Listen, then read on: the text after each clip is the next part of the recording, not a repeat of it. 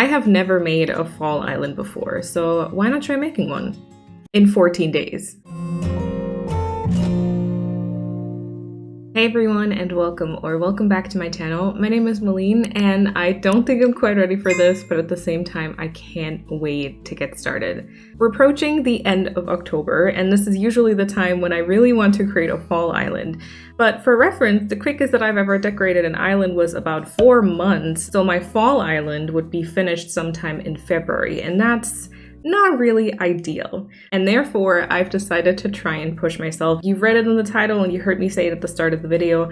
I want to attempt creating a fall island in just 14 days. I have been thinking about this idea for a while now, and seeing Froggy Crossing and now also Mayor Mori do the 30-day no online challenge really pushed me to at least try it. All right, so let's go over the rules. Finishing an island in 14 days. By that, of course, I mean 14 IRL days, and finishing an island is split up into 2 parts for me, mainly the decorating part, but also the villagers.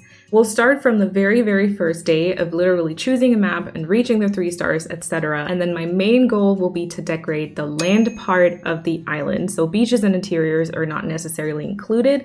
And meanwhile, I will try to stay true to my no tile left behind approach.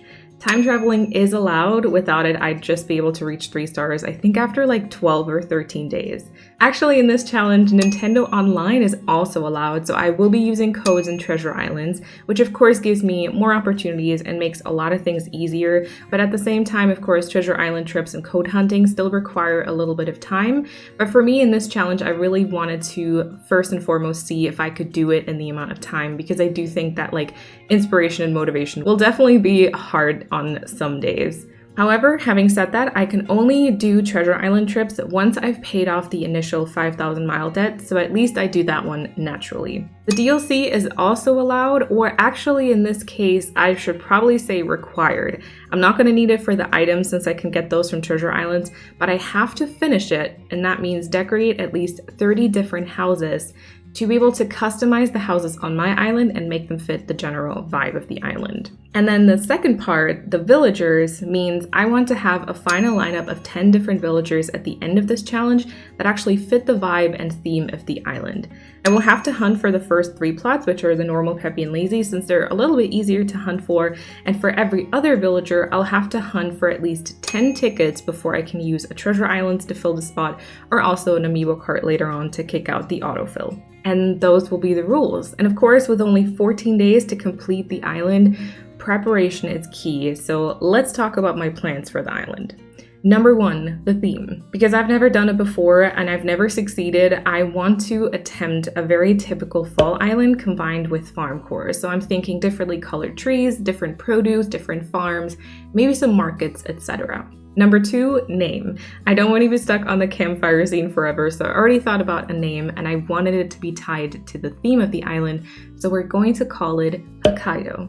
Number 3, villagers. I also already had a look at all the villagers to know which ones I'd be taking or would want or would be okay with just letting stay on the island, so that whenever we go actually villager hunting, we have a rough idea already. Number 4, items. I also already browsed through the catalog to get a rough idea of what I like to use. What type of flowers would I be leaning towards to? What like main items would I like to use all over the island, etc. And with that theme and vibe in mind, I already created a little inspo build using the DLC and a mood board, which you can see on the screen now. Both of those will be on my website if you ever want to reference them in the future. Number 5, codes. I already browsed through Pinterest a little bit, and now I have a Pinterest folder built with different codes that we can test when the time comes, and also a bunch of Animal Crossing inspo. Number 6, areas. I have thought of just a few ideas to fill space on this island, although I'm sure we're going to need a bunch more when the time comes. Some of the ones I'd like to create are a very big pumpkin patch and of course some other farms. I'm also definitely seeing an apple orchard in our future, maybe a pumpkin carving station. I also want to make use of all the incredible fall food items, so we're going to maybe attempt a bakery, potentially a market, a big dining area, that kind of stuff. Some other small fall crafting activities, and I also would love to make a land bridge with all the differently colored trees. If you have any ideas, please definitely let me know in the comments down below. I'm going to probably need all the help that I can get for this challenge. But with all this information now, I would say let's get ready for the challenge starting on Monday, which means the day after tomorrow. And so every day for 14 days, there will be a new video documenting the progress and hopefully an island tour at the very end. Now all I can say is that hopefully you're as excited as I am. Feel free to give me any feedback and ideas, like I said, in the comments below. And also subscribe so you don't miss the first episode. Thank you all for watching, and I'm definitely looking forward to seeing you on Monday. Bye everyone!